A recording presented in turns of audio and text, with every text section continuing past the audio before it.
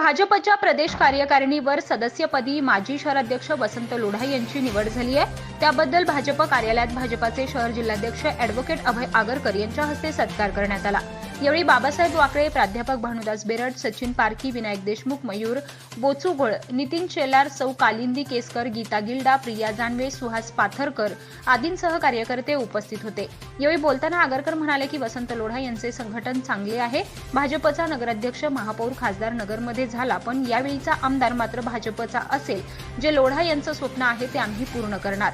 सत्काराला उत्तर देताना लोढा म्हणाले की कार्यकर्त्यांनी कोणी काम करो वा न करो, आपण स्वतः काम केलं पाहिजे। छोट्या छोट्या दिलेल्या जबाबदाऱ्या पार पाडत जावे, वरिष्ठ त्याची दखल घेतात, केलेल्या कामाची पावती नक्की मिळते। यावेळी अनेकांनी आपले मनोगत व्यक्त केले। अचानकपणे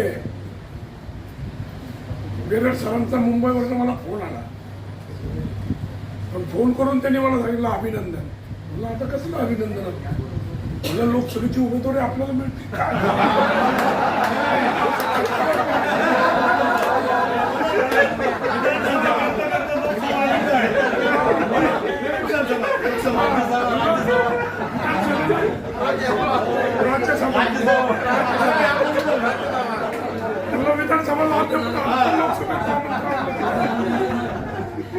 त्यांनी मला सांगितलं की अशा अशा पद्धतीनं प्रदेश अध्यक्षांनी आज पत्र दिलं आणि प्रदेश कार्यकारिणीवर आपली प्रदेश अध्यक्षांनी नियुक्ती केलेली आहे।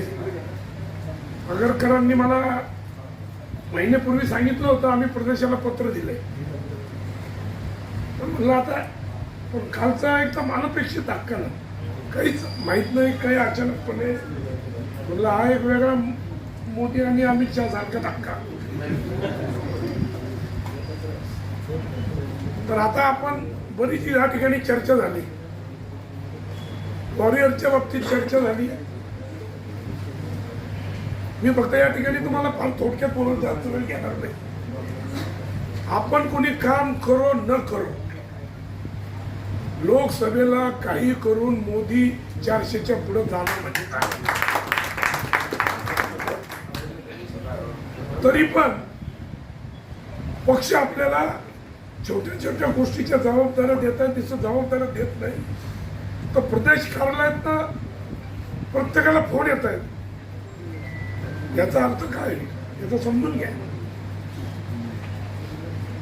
पक्षाला माहिती आहे मोदी निवडून येणार आहे, जनतेपर्यंत सगळं गेलेलं आहे, सगळं सोशल मीडिया हे ते त्या माध्यमातून सगळं काही गेलेलं आहे।